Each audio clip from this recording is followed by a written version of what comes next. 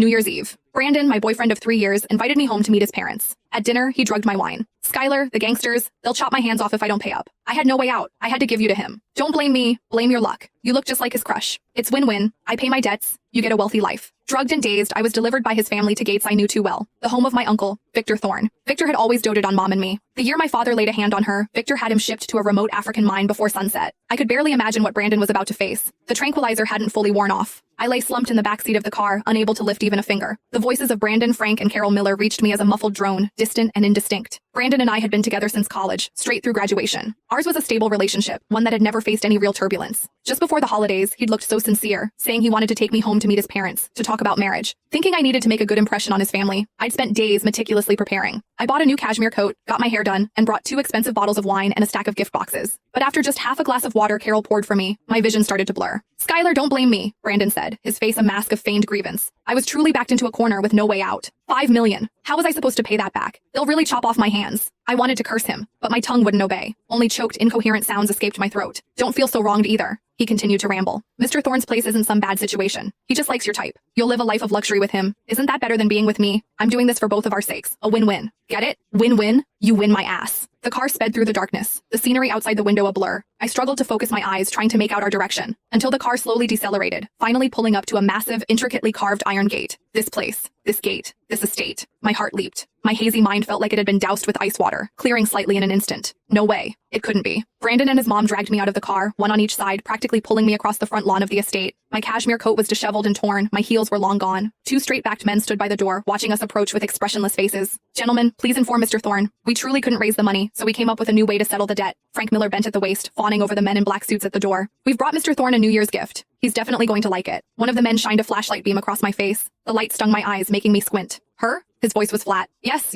exactly. My son's girlfriend, Carol quickly chimed in, forcefully pulling my face straight. See? Doesn't she look exactly like the woman Mr. Thorne commemorates every year? We specifically found out about that. And she's a dancer. Very graceful. She'll be attentive to his needs. My stomach lurched. The man was silent for a few seconds, then gestured to a subordinate nearby. Go inform him. He turned back to us. Whether it works out or not, I can't say. Just come inside and wait. Thank you, sir. Thank you. Brandon nodded profusely, bowing repeatedly, as he dragged me towards the main house. By the time I was pulled into the parlor on the first floor, my legs had given out. I collapsed onto the cold floor. Mr. Thorne is with a guest. Wait here, the man said, then left. As soon as the door closed, Brandon immediately crouched in front of me, a mix of anxiety and calculation on his face. Skylar, help me out, just this once. He grabbed my shoulders and shook me. When Mr. Thorne comes, just say you came willingly. Please, I won't look down on you. I promise I'll treat you well afterward. I stared at him, unable to make a sound.